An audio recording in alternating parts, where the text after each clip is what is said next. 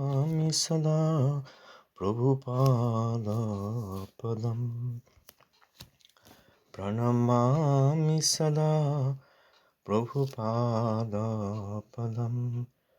সুজনার্বুদরাধিত পাদযুগং যুগধর্মধুরন্ধর পাত্রবরম वरदाभयदायक पूज्यपदं प्रणमामि सदा प्रभुपादपदं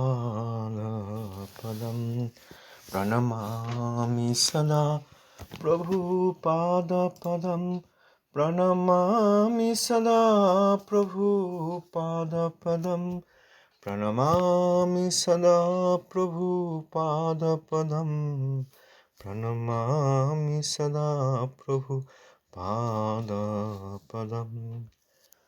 पतित पावन श्रील गुरु महाराज जी की जय। प्रभुपाद अष्टोत्तर शत श्रील भक्ति सिद्धांत सरस्वती गोस्वामी ठाकुर जी की जय। सपासर श्रील प्रभुपाद जी की जय। अवधूत कुलोचरामणि श्रील गौरदास बाजी महाराज जी की जय। श्रील सच्चिदानंद भक्त ठाकुर महाशय की जय। श्री रूपानुग आचार्य वर्ग की जय। भयानंद समागत भक्त শ্রী রূপানুগ শুদ্ধ ভক্তি ধারার ভগীরথ শিষ্য সচ্চিদানন্দ ভক্ত ঠাকুর মহাশয়ের জৈব ধর্ম পঞ্চম অধ্যায় পরবর্তী অংশ। পরদিন অপরাহ্নে পরমহংস বাবাজির মণ্ডপে সকলেই বসিয়া আছেন। দেবী বিদ্যারত্ন ও শম্ভু লাহিড়ী মহাশয়ের নিকটে আছেন। এমত সময়ে ব্রাহ্মণ পুষ্করিণীর কাজী আসিয়া উপস্থিত হইলেন। কাজীকে দেখিয়া বৈষ্ণবগণ সম্মান করিয়া উঠিলেন। কাজীও পরমানন্দে বৈষ্ণবদিওকে অভ্যর্থনা করিয়া মণ্ডপে বসলেন। পরমহংস বাবাজি বলিলেন, আপনারা ধন্য, যেহেতু আপনারা শ্রী শ্রী মহাপ্রভুর কৃপাপাত্র চাঁদ কাজীর বংশধর, আমাদিওকে কৃপা করিবেন। কাজী বলিলেন, শ্রী শ্রী মহাপ্রভুর প্রসাদে আমরা বৈষ্ণবগণের কৃপাপাত্র হইয়াছি। আমাদের গৌরাঙ্গই প্রাণপতি, তাহাকে দণ্ডবৎ প্রণাম না করিয়া আমরা কোনো কার্য করি না। লাহিড়ী মহাশয় মুসলমানদিগের ভাষায় বড় পণ্ডিত ছিলেন। তিনি কোরআন শরীফের 30 সেফারা সমুদায় পড়িয়াছেন। সুফিদিগের অনেক গ্রন্থ আলোচনা করিয়াছেন। তিনি কাজী মহাশয়কে জিজ্ঞাসা করিলেন, আপনাদের মতে মুক্তি কি? কাজী কহিলেন, আপনারা যাহাকে জীব বলেন তাহাকে আমরা রু বলি। সেই রু দুই অবস্থায় থাকে, অর্থাৎ রু মুজাররাদি ও রু তরকিবি। যাহাকে আপনারা চিত বলেন তাহাকেই আমরা মুজাররাদ বলি। যাহাকে আপনারা অচিত বলেন তাহাকে আমরা জিসম বলি। মুজাররাদ দেশ ও কালের অতীত, জিসম দেশ ও কালের অধীন। তরকিবি রু বা বদ্ধজীব বাসনা, মন ও মলভূত অর্থাৎ জ্ঞানপূর্ণ। মুজাররাদি রু এই সমস্ত হইতে শুদ্ধ পৃথক আলম মিশাল বলিয়া যে চিন্ময় ভূমি আছে, তথায় মুজাররাদি রু থাকিতে পারেন। এস্ক অর্থাৎ প্রেম ও সমৃদ্ধিক্রমে রু শুদ্ধ হয়। পয়গম্বর সাহেবকে খোদা যে স্থানে লইয়া যান সেই স্থানে জিসম নাই, কিন্তু সেখানেও রু বন্দা অর্থাৎ দাস এবং ঈশ্বর খোদা অর্থাৎ প্রভু। অতএব বন্দা ও খোদার সম্বন্ধ নিত্য। শুদ্ধভাবে এই সম্বন্ধ লাভ করার নাম মুক্তি। কোরআনে এবং সুফিদিগের কিতাবে এই সকল আছে বটে, কিন্তু সকলেই তাহা বুঝিতে পারে না। গৌরাঙ্গ প্রভু কৃপা করিয়া চাঁদ কাজী সাহেবকে এই কথার শিক্ষা দিয়াছেন। তদবধি আমরা শুদ্ধ ভক্ত হইয়াছি। কোরআনের মূল মত কি? লাহিড়ী মহাশয়। কাজী, কোরআনের যে বিহিত বর্ণিত আছে তথায় কোনো ইবাদতের কথা নাই বটে, কিন্তু তথায় জীবনী ইবাদত। খোদাকে দর্শন করিয়া পরমসুখে তত্রস্থ লোক সকল সুখে মগ্ন থাকেন, একথা শ্রী গৌরাঙ্গদেব বলিয়াছেন। লাহিড়ী মহাশয়, খোদার কি মূর্তি কোরআনে পাওয়া যায়? কাজী, কোরআন বলেন খোদার মূর্তি নাই। শ্রী গৌরাঙ্গ চাঁদ কাজীকে বলিয়াছেন যে কোরআনে কেবল জিসমানি মূর্তি নিষেধ, শুদ্ধ মুজাররাদি মূর্তির নিষেধ নাই। সেই প্রেমময় মূর্তি পয়গম্বর সাহেব নিজ অধিকার মতে দেখিয়াছিলেন। অন্যান্য রসের ভাব সকল অবগুণ্ঠিত ছিল। লাহিড়ী মহাশয়, সুফিরা কি বলেন? কাজী, তাহাদের মতে অনল হক অর্থাৎ আমি খোদা। আপনাদের অদ্বৈতবাদ ও মুসলমানের আসোয়াব মত একই বটে। লাহিড়ী মহাশয়, আপনারা কি সুফি? কাজী, না, আমরা শুদ্ধ ভক্ত, গৌরগত প্রাণ। অনেক কথোপকথনের পর কাজী মহাশয় বৈষ্ণবদেহকে সম্মান করিয়া চলিয়া গেলেন। পরে হরিসংকীর্তনের পর সভাভঙ্গ হইল। এখানে ওনারা রয়েছেন, মহাপ্রভু চাঁদ কাজীকে কৃপা করেছিলেন। এক সময় চাঁদ কাজীর আদেশে মৃদঙ্গ ভঙ্গ করেছিলেন শিবাসঙ্গনে। সেই জন্য শ্রীমন মহাপ্রভু অনেক ভক্ত নিয়ে, মশাল নিয়ে চাঁদ কাজীর উদ্দেশ্যে রওনা দেন। কাজী দলন করেন, সেখানে চাঁদ কাজীকে কৃপা করেন এবং তখন থেকে চাঁদ কাজী কথা দিয়েছিলেন যে আমার বংশধরেরাও কেউ তোমার কীর্তনের বাধা দেবে না। বংশানুক্রমে ইনি যেহেতু মহাপ্রভুর লীলার অব্যবহিত পরেই, সেহেতু ইনার মধ্যেও শ্রী গৌর ভক্তি রয়েছে। শ্রীল ভক্তিনাথ ঠাকুর মহাশয় সব বিভিন্ন ধর্মের সম্বন্ধে অনেক ধারণা রাখতেন। তাঁর এসব পড়াশোনা ছিল, কোরআন, বাইবেল ইত্যাদি। এইতে পঞ্চম অধ্যায় কমপ্লিট হলো। আমরা আবার ষষ্ঠ অধ্যায় আগামী দিন পড়ব। যদি কারোর কিছু বলার থাকে। ধন্যবাদ প্রণাম। দুইজনকেই ধন্যবাদ প্রণাম, সবাইকেই ধন্যবাদ প্রণাম। বলুন একে একে যদি বলেন। প্রভু আগে বলুন, আমি পরে বলবো। খুব একদিন জিজ্ঞেস করেছিলাম যদি সেই বিষয়ে ব্যক্তিগত আলোচনা উপস্থাপন হয় তাও সদোষ হইতে পারে না। এটা ভক্তি বিনোদ ঠাকুরের ওখান থেকে ছিল। আরেকটা প্রভুপাদের যেটা পর স্বভাবে নিন্দা না করিয়া আত্মসংশোধন করিবেন, এই দুটো একটু বুঝিয়ে দিবেন। শ্রীল ভক্তিনাথ ঠাকুর মহাশয়ের বৈষ্ণব নিন্দা শীর্ষক প্রবন্ধে এই কথা আছে। সম্পূর্ণ বিষয়টা হচ্ছে, শিষ্য গুরুকে বৈষ্ণব নির্দেশ করিতে প্রার্থনা করিলে গুরু শিষ্যের ও জগতের মঙ্গল কামনায় অসদাচারীদিগকে অবৈষ্ণব বলিয়া সাধু বৈষ্ণব নির্দেশ করিয়া থাকেন। সাধু বৈষ্ণব পদাশ্রয় করিবার অভিপ্রায়ে অসৎ ধর্মধ্বজী লোককে পরিত্যাগ করাতে সাধু নিন্দা বা বৈষ্ণব অপরাধ হয় না। যদি সে বিষয়ে ব্যক্তিগত আলোচনা উত্থাপন হয় তাহাও সদোষ হইতে পারে না। এখানে ঠাকুরমশাই যেটা বলেছেন, এখানে কিন্তু স্বভাবের কথাই নেই, স্বভাবের কথা একদমই নেই, আছে না? এখানে শিষ্য গুরুকে বৈষ্ণব নির্দেশ করতে প্রার্থনা করলে, শিষ্য বা কোনো ছাত্র যারা শিক্ষানবিশ তারা যদি এসে প্রার্থনা করেন আচার্যকে, গুরুকে, মহাবৈষ্ণবকে, যে কে বৈষ্ণব, কিভাবে চিনব, এই প্রার্থনা করলে সেই আচার্য গুরুদেব তাঁর শিষ্য শিষ্যা বা শ্রোতা বা ছাত্র বা শিক্ষানবিশ তাঁদের জন্য একথা বলেন এবং জগতের মঙ্গলের জন্য একথা বলেন যে শিষ্যগণ এবং জগতের মঙ্গলের জন্য বলেন যে কারা অসদাচারী, কাদের আচার সৎ না। এই যেমন এই গোমাতা নিয়ে আমাদের কথা হচ্ছিল, সেখানে তো শাস্ত্রে দেখা যাচ্ছে যে 8 প্রকারের ব্যক্তি ওই একই দোষে দোষী। হত্যাকারী বা খাদক তারা যেমন যেটা খায়, তাদের মতো যারা পালন করে, বিক্রয় করে, ক্রয় করে, অনুমতি দেয় বা দেখেও চুপ করে থাকে বা দেখে বা ইট ইজ অ্যাকসেপ্টেবল, এটা হতে পারে, এতে কোনো দোষ নাই, বা চলুক যেরকম চলছে এরকম ধারণা করে, অনুমতি দেয় অর্থাৎ নিজে অনুমতি দেয় বা নিরপেক্ষ ভাব নিয়ে অনুমতি দেয় ইত্যাদি, এই যে অসদাচারী, এদেরকে অবৈষ্ণব বলে প্রকৃত সাধু কেমন হবেন সেই নির্দেশ করেন। উদ্দেশ্য হচ্ছে শুদ্ধ সাধুর পদাশ্রয় করব, উদ্দেশ্য হচ্ছে শুদ্ধ সাধুর কাছে হরিকথা শুনবো, শ্রবণ কীর্তন করব, শুদ্ধ সাধুর কাছে আত্মনিবেদন করব। এই উদ্দেশ্য নিয়ে যারা ধর্মধ্বজী অর্থাৎ ধ্বজ অর্থাৎ পতাকা, যাদের হাতে ধর্মের পতাকা কিন্তু আচরণে ধার্মিক নন, বা হাতে যেমন ধর্মের পতাকা হয় সেরকম অঙ্গে বৈষ্ণবের চিহ্ন, তিলক সেবা, দণ্ড ইত্যাদি, গেরুয়া কাপড়, তারপর তুলসীমালা, গলায় তুলসীমালা, এইগুলো ধর্মধ্বজী অর্থাৎ এই বৈষ্ণব চিহ্ন। সেই বৈষ্ণব চিহ্ন মাত্র ধারণকারী লোকজন বা বৈষ্ণবীয় কথাবার্তা বলতে পারে সব লোকজন, কিন্তু আসলে অসদাচারী। বৈষ্ণব তো সদাচার করেন, তিনি গৌরকৃষ্ণের এবং বৈষ্ণবের সেবা ছাড়া কিছু করেন না। অতএব এনারা অসৎ আচরণকারী এবং অবৈষ্ণব, এইটা বুঝিয়ে কে প্রকৃত বৈষ্ণব সেটা বুঝিয়ে দেন। এই উদ্দেশ্যে যদি বৈষ্ণব অবৈষ্ণব পার্থক্য করতে গিয়ে আলোচনা হয় তাহলে সেইটা সাধু নিন্দা বা বৈষ্ণব অপরাধ নয়, এইটা বলছেন। তারই পরবর্তী বাক্যে ঠাকুরমশাই লিখেছেন, সেই সব আলোচনা করতে গিয়ে যদি ব্যক্তিগত আলোচনা হয় যে এই ব্যক্তি ইনি কিন্তু প্রকৃত সন্ন্যাসী নন, ইনি কিন্তু শুদ্ধ ভক্ত নন, ইনি কিন্তু আচার্য নন, এনার মধ্যে বৈষ্ণবতা নেই, এইগুলি বরং ইনি বৈষ্ণব নিন্দক, ইনি পূর্ব আচার্যগণের অনুসরণ করেন না, ইনি পূর্ব বৈষ্ণবগণ শিক্ষাগুরুগণ তাদের অবমাননা করেন, এই ব্যক্তি নাম নিয়েও যদি বলা হয়, তার পরিচয় নিয়ে যদি বলা হয়, তাহলেও সদোষ হইতে পারে না, অতএব দোষযুক্ত নয়। এটা ঠাকুর মহাশয়ের কথা।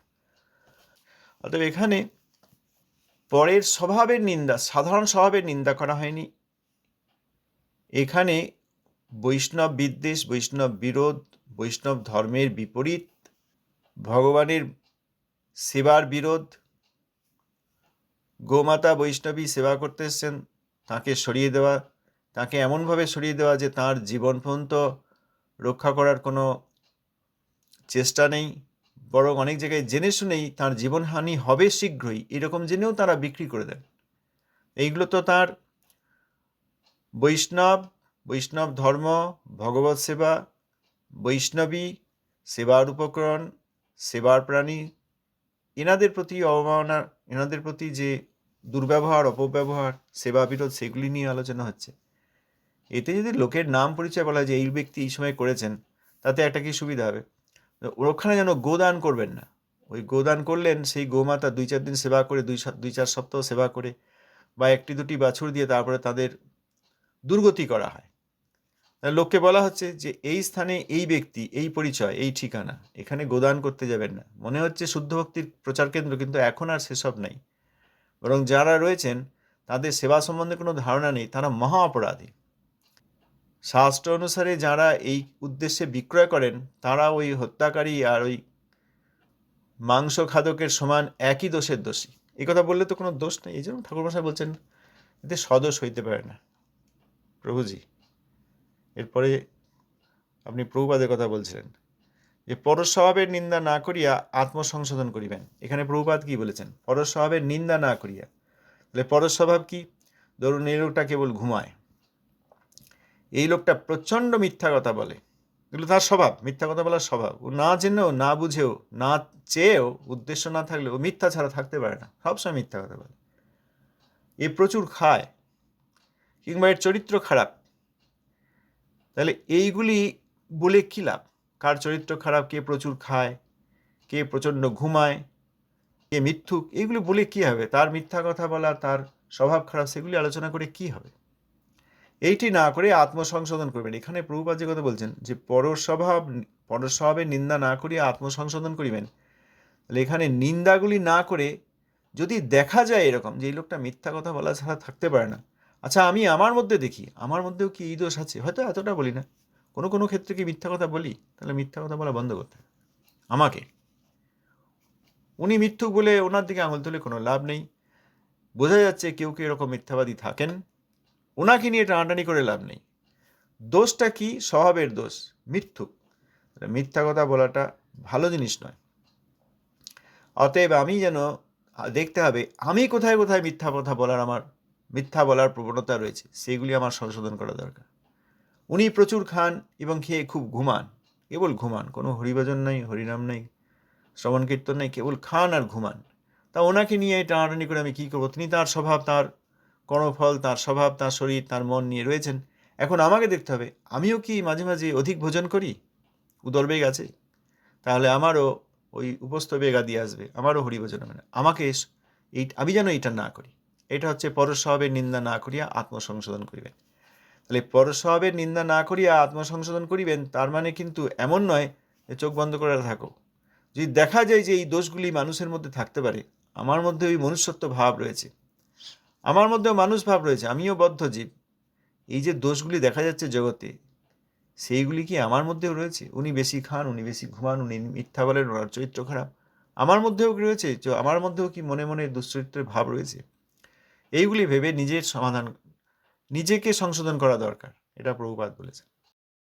এখানে দেখুন ঠাকুরমশাই ওই বৈষ্ণব নিন্দা প্রবন্ধে আরও বলেছেন, সদ উদ্দেশ্যের সহিত যে পরদোষ আলোচনা, তাহা শাস্ত্রে নিন্দিত হয়নি। তাহলে বৈষ্ণব অপরাধ এই গোমাতাকে হত্যা করার ব্যবস্থা করে দেওয়া, ওই একই পাপে পাপী ইত্যাদি, এ তো হলোই। সৎ উদ্দেশ্যের সঙ্গে যদি পরদোষ আলোচনা হয়, সেটা শাস্ত্রের নিন্দিত হয়নি, হয়েছে। যদি উদ্দেশ্য সৎ থাকে, সেখানে যদি পরদোষ আলোচনা হয়ও, অর্থাৎ যেমন ধরুন এই লোকটার না চরিত্র ভালো নয়, কোন লোকটা, এই অমুক বাবু, এই বিনয় বাবু যাবেন না, চরিত্র ভালো নয়, হয়েছে, তাহলে তো তার দোষই ধরা হলো, তার চরিত্র নিয়ে আমার বলার কি প্রয়োজন, বা আরো সকলে রয়েছে সেখানে আলোচনা করার কি দরকার, তাহলে চরিত্র আলোচনা হলো। যদি উদ্দেশ্য সৎ হয়, তাহলে এই যে পরের দোষ আলোচনা করা হলো, সেটাও শাস্ত্রের নিন্দিত হয়নি। এরপরেই বলেছেন এই সৎ উদ্দেশ্য কিরকম, 3 রকমের। এক হচ্ছে সৎ উদ্দেশ্য 3 প্রকার। যে ব্যক্তির পাপ লইয়া আলোচনা করা যায়, তাহাতে তাহার যদি কল্যাণ উদ্দিষ্ট হয়, তবে সেই আলোচনা শুভ। জগতের মঙ্গল সাধনের জন্য যদি পাপীর পাপ আলোচনা করা যায়, তবে তাহা শুভ কার্যের মধ্যে গণিত। নিজের মঙ্গল সাধনের জন্য যদি সেই আলোচনা করা হয়, তাহাতেও গুণ বই দোষ নেই। এখানে পরদোষ অর্থাৎ এই চরিত্রের দোষ, আর কারো চরিত্র খারাপ সেটা বলা হচ্ছে। উদ্দেশ্য সৎ, কি কি? 1 নম্বর, এই যে আপনি এরকম ব্যবহার করেন কেন, আপনি এরকম দুশ্চরিত্রের মতো ব্যবহার করেন কেন, এটা না করে আপনার এইভাবে দেখা উচিত, সম্মানের সঙ্গে এদেরকে দেখা উচিত। তাতে যদি তাঁর কল্যাণ করা যায়, তাহলে বলা যায়। কারণ উদ্দেশ্য কি, যে এই লোকটা দুশ্চরিত্রতা থেকে মুক্তি পেয়ে সচ্চরিত্র হোক। সচ্চরিত্র না হলে হরিভজন করবে কি করে? তার উপকারের জন্য বলা হলো। ঠাকুর মহাশয় বলছেন এতে দোষ নেই। যদি জগতের মঙ্গল সাধনের জন্য করা হয়, এরকম যে এই লোকটি কিন্তু চরিত্র ভালো নয়, যাবেন না, আপনি বিপদে পড়তে পারেন, তাহলে অনেকজনকে রক্ষা করা হলো, এতেও কোনো দোষ নাই। আলোচনা হলো পরদোষের, চরিত্রের, স্বভাবের এবং খারাপ স্বভাবের, কিন্তু উদ্দেশ্য হচ্ছে যেন কেউ এনার ট্র্যাপে না পড়ে যান, এনার কাছে বিপদে না পড়ে যান, সেই জন্য এনার থেকে দূরে থাকতে বলি, তাহলে জগতের মঙ্গল হলো। আর যদি নিজের মঙ্গল সাধনের জন্য সে কথা বলা হয়, যে ইনি এরকম করছেন, আমি যেন এরকম না হয়ে পড়ি, সাবধান হই, এই 3 উদ্দেশ্যে যদি পরের দোষ আলোচনা করাও হয়, তাহলে সেটাও গুণ বই দোষ নাই, গুণ বই দোষ নেই। এখানে শ্রীল প্রভুপাদের যে উপদেশ, যে পরস্বভাবের নিন্দা না করিয়া আত্মসংশোধন করিবেন, এটা কিন্তু তাই হলো। উনি দুশ্চরিত্র বলে ওনার দিকে আঙুল তুলে, অকারণ ওনার দিকে আঙুল তুলে ওনার দোষের আলোচনা করা হয়নি। যেটা দোষ আলোচনা করতে আমাদের খুব ভালো লাগে, পরের নিয়ে আলোচনা, পরচর্চা খুব ভালো লাগে। খারাপ স্বভাব সেটা একটা, পরচর্চা ভালো লাগাটা খারাপ স্বভাব। আচ্ছা, তাহলে এখানে তিনি কেমন, তার স্বভাব চরিত্র কেমন, বর্তমানে তার পূর্বপূর্ব কর্মের ফল অনুসারে, তার ব্যবহার, তার স্বভাব অনুসারে, তার ব্যবহার, তার স্থিতি অনুসারে এই যে দোষগুলি রয়েছে, এগুলি ভালো জিনিস নয়। আমি সাবধান হব যেন আমি বিপদে না পড়ি, আমি সাবধান হব যেন আমি এইরকম না হয়ে যাই, আপনারা সাবধান হন যেন আপনারা এরকম না হন, আপনারা সাবধান হন যাতে আপনারা বিপদে না পড়েন। আর সেই ব্যক্তিকেও আপনি বা এরকম করে কি পাবেন, এসব পরিত্যাগ করে হরিকথা শ্রবণ কীর্তন করুন, তাতে আপনার এই দোষ চলে যাবে এবং আপনারও মঙ্গল হবে। 3টি তো ভালো কাজ হলো। তাহলে নিন্দা করা হলো না, আত্মসংশোধন করা হলো। আর এখানে ঠাকুর মহাশয় জগতের উপকার এবং সেই ব্যক্তির উপকারের কথাও বলেছেন। প্রভুপাদের যে উপদেশটি, সেইটি আর ঠাকুর মহাশয়ের যে শিক্ষা, একই হয়েছে। নিন্দা নিয়ে আমাদের বিভিন্ন সময় প্রশ্ন আসে এবং খুব গুরুত্বপূর্ণ। আমরা যেসব আলোচনা করি তাতেও অনেক সময় মনে হয় এটা নিন্দা হয়ে গেল, সাবধান হতে হবে। তবে আমাদের আমরা গৌড়ীয় মঠের অনুগত, আমরা হতে পারিনি এখনো, কিন্তু আমাদের উদ্দেশ্য ছিল প্রভুপাদ কেন্দ্রিক হওয়া। আমাদের উদ্দেশ্য প্রভুপাদ এবং প্রভুপাদের প্রকৃষ্ট শিষ্যগণ, স্নিগ্ধ শিষ্যগণ এবং পূর্ববর্তী যেসব মহাজনগণ আছেন, তাঁদের আচরণ, তাঁদের আদেশ, তাঁদের আশীর্বাদ স্বীকার করে হরিভজন করার চেষ্টা করা। যদি কোথাও আমাদের গুরুবর্গ, গৌড়ীয় মঠ, মহাবৈষ্ণব, শ্রীধাম, এনাদের কোনো অবমাননা বা ব্যত্যয় না ঘটে, তাহলে আমরা সেখানে পারতপক্ষে কিছুই বলি না। এবং অনেক জায়গায় অবমাননা, অসম্মান হয়, এটা আমরা খবর পাই, কিন্তু যেহেতু আমাদের লিমিটেড এনার্জি, সেহেতু সব জায়গায় আমরা উত্তর দিতে পারি না। তার মধ্যে কিছু প্রায়োরিটি আছে যেগুলি খুব নিকটতম, সেইগুলি আগে। যারা বিধর্মী তারা পশুর প্রতি কি অন্যায় কদাচার ব্যবহার করেন সেটা দেখে আমরা খুবই দুঃখ পাই। কিন্তু যারা স্বধর্মী অর্থাৎ ভগবত ধর্ম গ্রহণ করেছেন বলে মনে হয়, কিন্তু সেখানে থেকে বিধর্মীর চেয়েও খারাপ ব্যবহার করেন, তাদের প্রতিবাদ করাটা আমাদের কাছে প্রায়োরিটি আরও বেশি পায়। কারণ যারা অন্যায় করে তারা তো করেই, আর যারা খুব গুরুত্বপূর্ণ স্থানে আছেন, ধামে আছেন এবং খুব মূল্যবান পদে আছেন, তারা যারা সত্যিই হরিভজন করতে চান কিন্তু বালিশ, তাদেরকে বঞ্চিত করে দিচ্ছেন। এই জন্য আমাদের প্রায়োরিটি আরও বেশি সেখানে। অতএব সেই সব জায়গায় আমরা বলি, খুব খোলাখুলি বলি, বিস্তার করে বলার চেষ্টা করি, যাতে 2-4 জন বালিশ যারা শুদ্ধ ভক্তি চান তারা যেন বিপদে না পড়েন। এই যে কেউ দান করে গেলেন ভগবানের সেবার জন্য গোমাতাকে, বাছুর সহ, তাদেরকে বিক্রি করে দিলেন খুব শীঘ্রই, মানে যখনই হোক কোনোদিনই বিক্রয় করে। একবার যিনি ধামে এসছেন তাকে আর কিছুতেই তাড়ানো যায় না। অন্যান্য লোকজন আসে, তারা হরিভজন করতে চায় না, অন্য উদ্দেশ্য থাকে, কিছুদিন মঠে থেকে তারপর চলে যায়, সে আলাদা কথা, তাদেরকে রাখা গেল না, এটাও দুঃখের। এসেছিলেন কোনো কারণে, সৌভাগ্যবশত বৈষ্ণব অপরাধ বা সেবা অপরাধ ইত্যাদির কারণে, এবং শুদ্ধভাবে শ্রবণ কীর্তন না হওয়ার কারণে, তত্ত্ব সম্বন্ধ বুঝতে না পারার কারণে, হরিভজনে যে আকর্ষণ আছে সেটি বুঝতে না পারার কারণে তারা চলে যাচ্ছেন, সে আলাদা কথা। সেটাও দুঃখের যে তাদেরকে রাখা গেল না। একটি জীব এসেছিল গৌড়ীয় মঠ যে কোনো উদ্দেশ্যে, কিন্তু গৌড়ীয় মঠের যে ভাবাদর্শ, যে সম্বন্ধবিধ প্রয়োজনাত্মক প্রেম, সেইটি তাকে বোঝানো গেল না, তিনি আবার চলে গেলেন। এর জন্য দুঃখ হওয়া উচিত। কিন্তু যেসব প্রাণী যারা খুব সৌভাগ্যবান সৌভাগ্যবতী, তারা এসেছেন ধামে, বিশেষ করে গোমাতা, তাদের দুধ দিয়ে সারা জীবন মহাপ্রভুর সেবা হবে। তিনি যখন আর বাছুরাদি প্রসব করতে পারবেন না, তখনও তার সেবা করা হবে, কারণ তিনি এতদিন সেবা করেছেন। তা না হলে বৈষ্ণব ধর্ম ডিফাইন হয় কি করে? ওই 10টা বাছুর প্রসব করার ক্ষমতা থাকে, 5টা হয়ে গেলে আমরা 5টা বিক্রি করে দিই, কারণ যে কিনবে তারও যেন 5টা বাছুর হয়। তারপরে কি হবে আমরা জানি না। 5টা বাছুরের দুধ, 5টা বাছুর হলে যে সময় পর্যন্ত, সময়কাল পর্যন্ত তিনি দুধ দিচ্ছেন, সেইটি ভগবানের সেবা হবে। আর বাকি জীবনটি তিনি করতে পারবেন না সেবা, এটা কেমন? তিনি যখন এসেছেন, যতগুলোই বাছুর তার দেওয়া হয়ে গিয়ে থাক, এখন বাকি জীবন তিনি এইখানেই থাকবেন, এবং যখন আর তার প্রসবাদি হবে না, তিনি আর দুধ দেবেন না। তিনি এই ধামে এসেছেন, মঠে শরণাগত হয়েছেন, এবং এতদিন তার দুধ দিয়ে গৌরকৃষ্ণের সেবা হয়েছে। অতএব তার প্রতিপালন করাটা, তার সেবা করাটা বৈষ্ণব বুদ্ধি। বৈষ্ণবের বুদ্ধি হবে এই যে এতদিন সেবা করেছেন, আমি এরকম সেবা করতে পারিনি, ইনি করেছেন, আমার চেয়ে অধিক ভাগ্যবতী, বাকি সময়টা এনার সেবা করব, গায়ে মাছি না লাগে, মশা না কামড়ায়, সময়ে খেতে পান, স্বাস্থ্য ভালো থাকে, ডাক্তার দেখাবো। যখন অপ্রকট হবেন, তখন মঠেরই কোনো জমিতে তাকে সমাধি দেব, এই উদ্দেশ্য হওয়া উচিত। তো এইগুলি কোনো দোষের নয়। এখানে কি জন্য বলতে গেলাম, যাতে গৌমাতারা সেবা করার সুযোগ পান সারা জীবন, এবং সেবা যখন আর সাক্ষাতে করতে পারছেন না, তখনও যেন তাদের সেবা করে আর সকলে ধন্য হন। এখানে কোনো দোষ হয়নি, এগুলো বলা হবে, এগুলো বলবো, কারণ না বললে আমরাও এসব দুঃখ লাগে বলে বলবো, এবং বললে সুবিধা হবে, আর সকলে জানতে পারবেন, বুঝতে পারবেন। তাঁরা এখানে দান করেছি বলে অভিমান করে অপরাধের ভাগী হবেন না।